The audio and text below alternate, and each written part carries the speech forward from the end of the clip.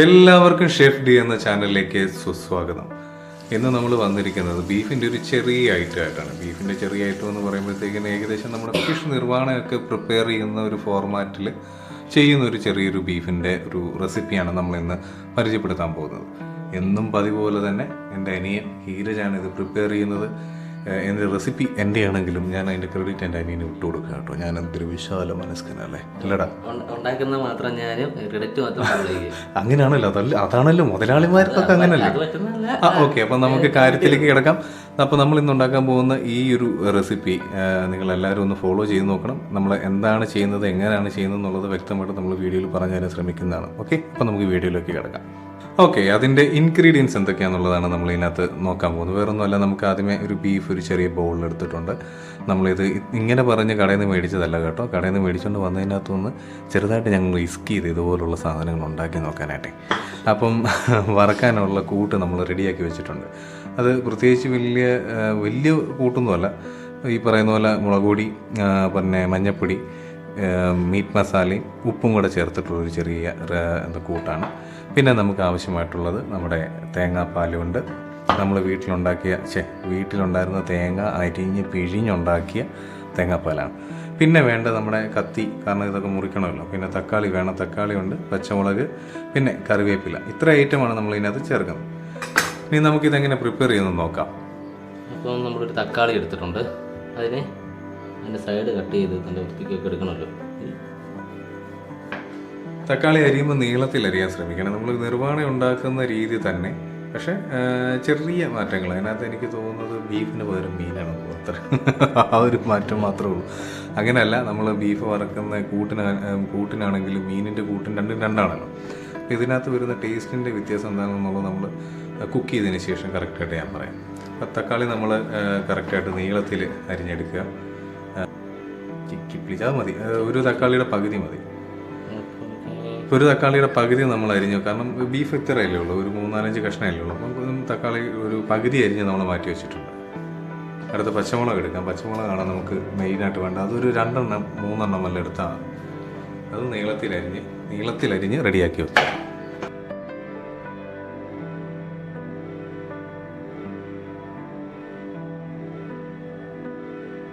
ചീനച്ചട്ടി ചൂടെയാണോ നമ്മൾ ബീഫ് വറക്കാനുള്ള വെളിച്ചെണ്ണ ഒഴിച്ചു കൊടുക്കുക കേട്ടോ.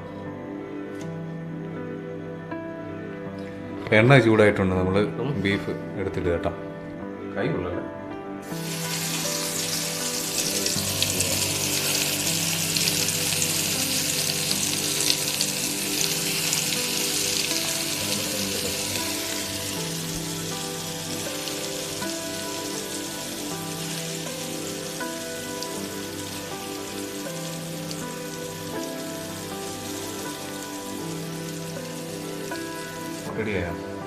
അപ്പോൾ നമ്മുടെ ബീഫ് വറുത്ത് കിട്ടിയിട്ടുണ്ട്. അപ്പോൾ ബാക്കിയുള്ള ഇൻഗ്രീഡിയൻസ് കൂടെ നമുക്ക് ആഡ് ചെയ്തെടുക്കാം. ഇപ്പോഴല്ല ആഡ് ചെയ്യുന്നത്, ഇത് മാറ്റണം. ശരി. ഈ ബീഫ് വറുത്ത് നമ്മൾ ഈ ചട്ടിയിൽ നിന്ന് മാറ്റിയിട്ട് നമ്മൾ ഈ ചട്ടിയിൽ തന്നെ ഇത് ക്ലീൻ ചെയ്തിട്ട് നമ്മൾ വാഴയില പൊള്ളിച്ചെടുത്ത് വെച്ചിട്ട് ബാക്കി പ്രിപ്പറേഷൻസൊക്കെ അങ്ങനെ ചെയ്യും കേട്ടോ.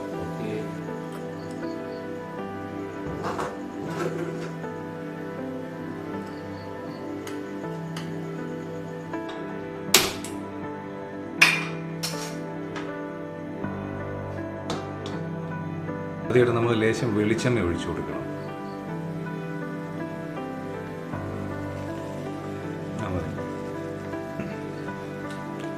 അതിനുശേഷം നമ്മൾ എടുത്തു വച്ചിരിക്കുന്ന തേങ്ങാപ്പാൽ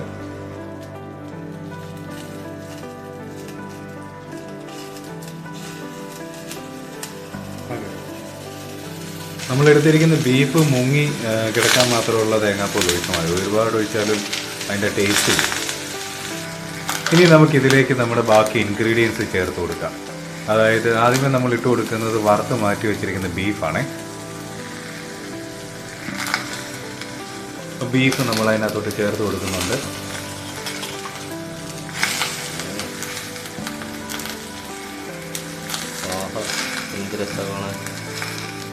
അപ്പോൾ ബാക്കിയുള്ള ഇൻഗ്രീഡിയൻസ് കൂടെ നമ്മളിതിലേക്ക് ചേർക്കുകയാണ്.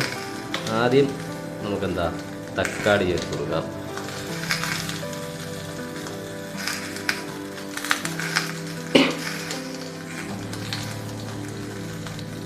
അത് കഴിഞ്ഞ് കീറി വെച്ചിരിക്കുന്ന പച്ചമുളക്,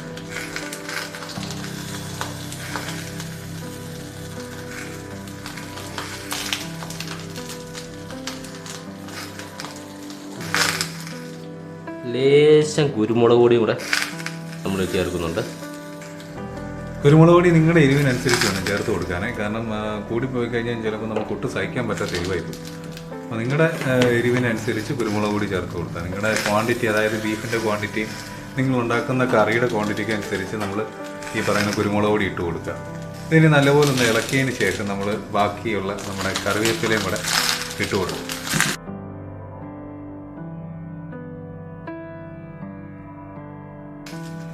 കറിവേപ്പിലയും കൂടെ ഇട്ട് കൊടുക്കുന്നുണ്ട്.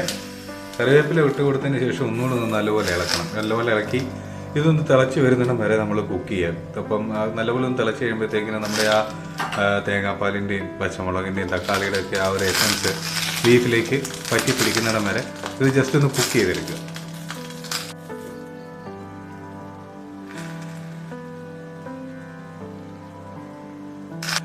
നമ്മൾ ബീഫ് വറക്കാൻ നേരത്ത് ഉപ്പിട്ടിട്ടുണ്ടായിരുന്നെങ്കിൽ പോലും നമ്മൾ ഈ കറിക്കകത്ത് ബാക്കിയുള്ള ഇൻഗ്രീഡിയൻസ് എല്ലാം ചേർത്തതിന് ശേഷം നമ്മുടെ ടേസ്റ്റിനനുസരിച്ചുള്ള ഉപ്പും കൂടി ഇട്ട് കൊടുക്കണേ. അത് മതി മതി ഇളക്കിയിട്ട്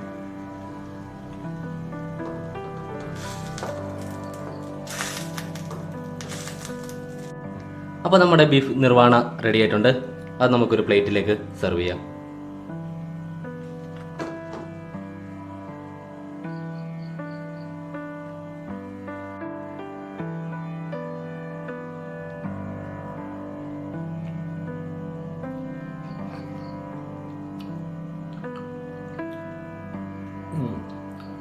ഒരു വെറൈറ്റി ടേസ്റ്റാണ്, അടിപൊളി സാധനം. അപ്പോൾ ഞങ്ങളുടെ വീഡിയോസ് ഇഷ്ടമായ നിങ്ങൾ ലൈക്ക് ചെയ്യുക, പിന്നെ നിങ്ങളുടെ ഫ്രണ്ട്സിന് ഷെയർ ചെയ്ത് കൊടുക്കുക. അതുപോലെ തന്നെ സബ്സ്ക്രൈബ് ചെയ്യാനും മറക്കരുത്. പിന്നെ നിങ്ങളുടെ അഭിപ്രായങ്ങൾ അത് കമൻറ്റ് രൂപേണ രേഖപ്പെടുത്തുക.